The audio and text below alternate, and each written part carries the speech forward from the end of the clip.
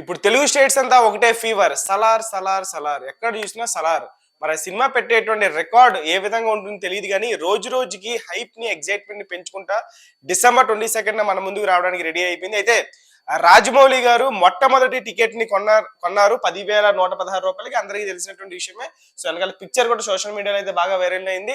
So, మొత్తానికి రాజమౌళి గారు ఏ థియేటర్‌కొస్తున్నారు? So, fans అందరూ కలిసి బేసిక్‌లీ హైదరాబాద్‌లో ఉన్నటువంటి ఆర్టీసీ క్రాస్ రోడ్స్‌లో సంబరాలు జరుపుకుంటూ ఉంటారు. ఏ హీరో ఫ్యాన్స్ అయినా సరే ఆర్టీసీ క్రాస్ రోడ్స్ అనేది మాస్ ఫ్యాన్స్‌కి అడ్డా లాంటిది. మరి అక్కడ జరగబోయేటువంటి 'సలార్' షోలో రాజమౌళి గారు ఏ థియేటర్‌కి రాబోతున్నారు అనేదే ఇప్పుడు ప్రశ్నార్థకంగా మారింది. రాజమౌళి గారు రాబోయేటువంటి థియేటర్ పేరు సంజయ్ థియేటర్. ఉదయం మొదటి ఆట 7 గంటలకి అక్కడ పడనుంది ఆ షో. సో ఆ థియేటర్ కి రాజమౌళి గారు అండ్ ప్రొడ్యూసర్ అయినటువంటి నవీన్ ఎర్నేని గారు ఇద్దరు కలిసి కూడా ఆ సినిమాని ఫ్యాన్స్ మధ్యన వీక్షించాలి అనేటువంటి నిర్ణయం తీసుకున్నారు. సో ఎవరైతే సంజయ్ టికెట్స్ బుక్ చేసుకుంటారో వాళ్ళందరూ లక్కీ అని చెప్పేసి అనుకోవాలి. సో డిసెంబర్ 22న 7 AM రాజమౌళి గారు ఉన్నటువంటి ఆ థియేటర్ లో ఫ్యాన్స్ అందరూ కూడా రచ్చరచ్చ చేయడానికి సెలబ్రేషన్స్ నెక్స్ట్ లెవెల్లో చేయాలి.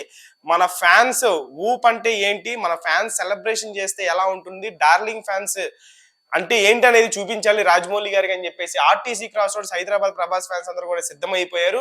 సో ఆ రోజు డిసెంబర్ 22న 7 AM రచ్చరచ్చ కానుంది థియేటర్ మొత్తం. సో నాకు తెలిసి ప్రభాస్ గారి ఎంట్రీ తర్వాత రాజమౌళి గారికి సినిమా అయితే ఏం అర్థం కాదు ఒక 2-3 నిమిషాల వరకు. సో ఫ్యాన్స్ అందరూ కూడా గోల చేసేస్తూ ఉంటారు.